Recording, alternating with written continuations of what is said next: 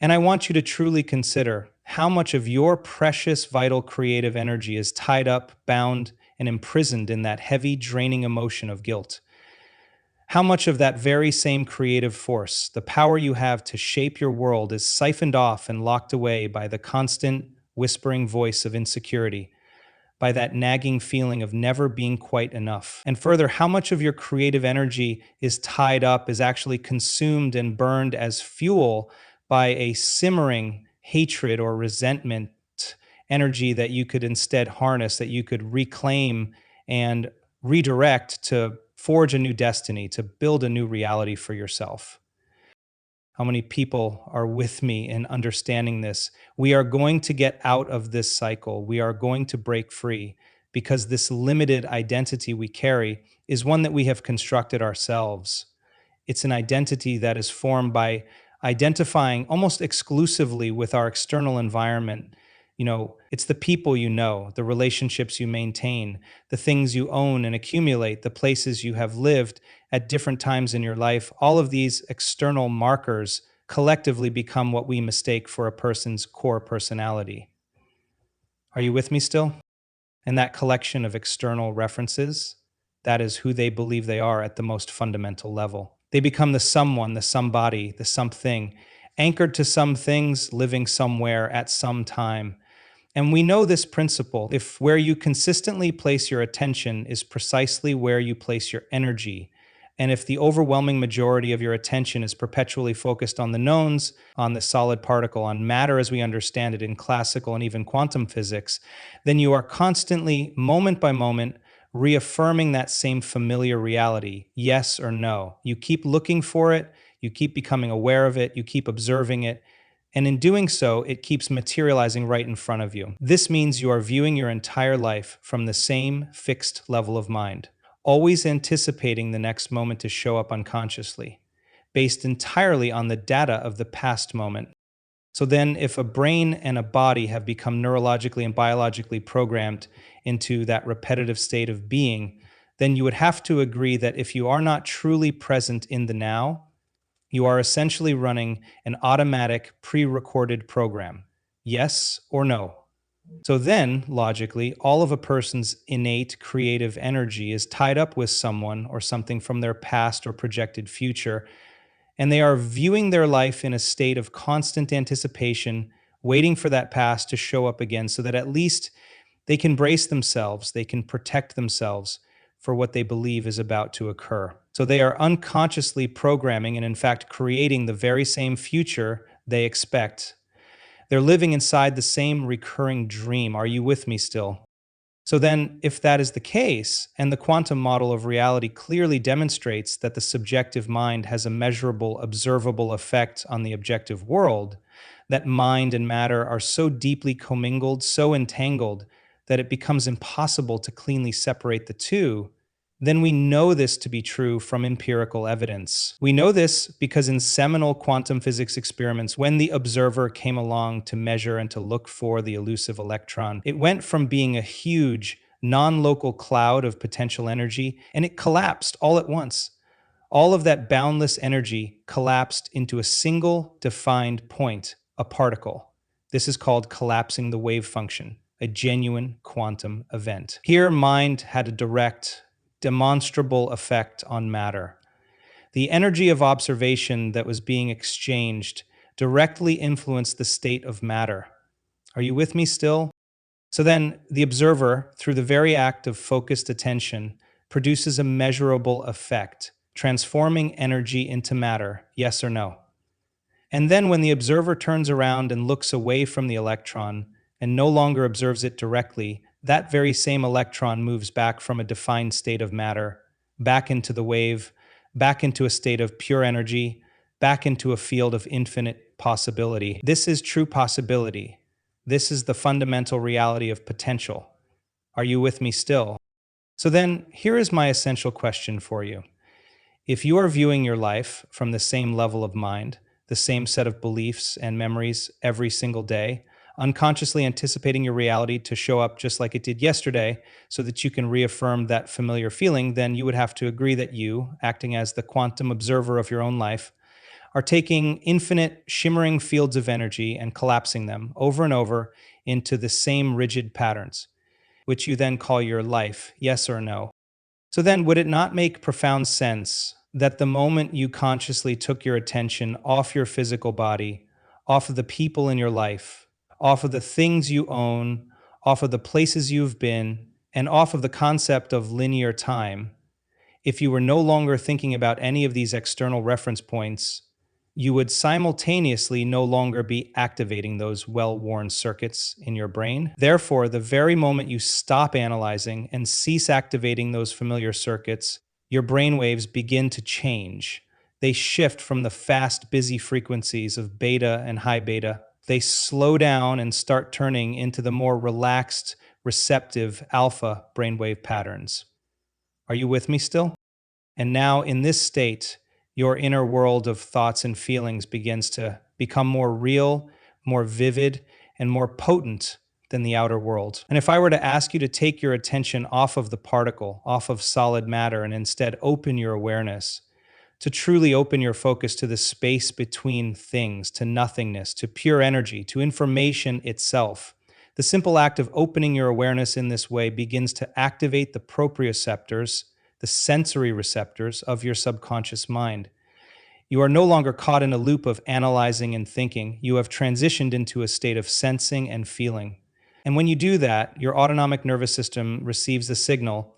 It says, she's gone inward, she's not controlling everything, let's get to work. And all of a sudden, its primary job is to create internal coherence, to bring order to the system. And as your brain waves change from beta to alpha, and some even drift into the deeper dreamlike theta states, all of a sudden you become conscious within your subconscious mind. You are now present within that very autonomic nervous system. And the marriage of your conscious awareness with that subconscious power creates a new synergy. In that moment, you begin to forget about your small self, your egoic self. You forget your problems. And the moment that profound forgetting happens, you begin to connect to a vast, intelligent field. That intelligence then begins to take the different compartments of your mind that have been subdivided and walled off because of those old emotional addictions, and it begins to create a new, harmonious coherence throughout the entire brain. To your books and meditations, or any other books for free, click the link in the description below and get started. This is the process of stepping into your own power and creating internal order. I have left my body enough times to know this state, and sometimes when I'm out of my body, I'm looking down at my physical form and I see it is laughing. And I know exactly why it's laughing. It's laughing because it is so overjoyed, so utterly relieved that I'm out of it, that I'm not micromanaging it. I'm going, what is going on? And then I try to get back in and it just kicks me right out as if to say, you're not coming back in yet. I'm going to have my own moment of euphoria without you. And I can feel what my body is feeling even though I'm out of it. And so when your autonomic nervous system steps in and creates that kind of deep internal coherence, your brain begins to become truly coherent and unified. And as you begin to break those energetic and emotional bonds, those chains that keep you connected to your past present reality, your physical body begins to undergo a transformation. It shifts from a state of contraction and defense to one of expansion and openness. From a dense particle back to a wave of energy. Your heart starts to open. You feel safe. You feel invincible. You feel empowered. You're no longer restricted and confined by the survival hormones of stress. And the heart starts getting very organized and very coherent, beating in a smooth, powerful rhythm. Are you with me still? And now, in this coherent state, you are truly ready to create a new future. So then, in that powerful moment, you are no longer feeling separate, like an isolated particle, feeling like just a body in an environment trapped in time. Instead, you are feeling more like a field of energy itself. You're feeling connected to something infinitely greater than yourself. And in that connection, you are less likely to simply try and wish and hope. Remember, hope can often be a beggar waiting for something external to happen. Instead, you just become aware. You become a vessel for what already exists as a potential for you. Are you with me still? You are connected to something greater. So then, If the quantum field is indeed an invisible field of information that exists beyond this space and time, if it is pure energy and information existing beyond matter, vibrating at a speed so fast it appears as a void, are you with me still? So then, if it is that invisible field of information that exists beyond this space and this space and time that we know is made up of people and objects and things and places, would you agree in time itself? So then, if you took your attention off of people, your body, things, places, and all objects in time, then you would consciously become nobody, no one, no thing, nowhere, and in no time. You would become pure consciousness, awareness itself. And in that profound moment, instead of putting all of your attention on being a somebody, a something, located somewhere at some time, the act of becoming nobody, no one, no thing, nowhere, in no time. This very act lines you up perfectly like a key in a lock with that unified field. Are you with me still? And finally, the field itself seems to speak. It says, "Oh, you're finally present with me. I've been waiting through 927,616 lifetimes just for this very moment. Hey, I'm so happy to see you. Are you with me still? Yeah." So, in that sacred moment where your individual consciousness merges with a greater consciousness, you are actively disinvesting your energy out of this familiar 3D reality. You're not thinking of your body, you're not thinking of your face or your name, you're not thinking of people, you're not thinking of places, you're not thinking of objects. And by not thinking of them, you are disinvesting your energy out of this 3D reality because you are no longer putting your primary attention on it. Are you with me still? Yeah. So then all of a sudden, as you begin to do that, something amazing and miraculous happens. You become aware that you are simply aware, an awareness floating in this infinite space of nothing physical, in this infinite, black, eternal space.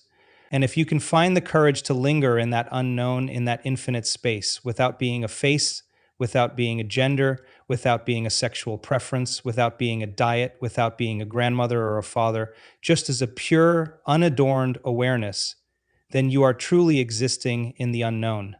And the longer you can linger and invest your attention in this vast unknown, the more you will inevitably create a new, unknown, and unexpected experience in your life. Yes or no?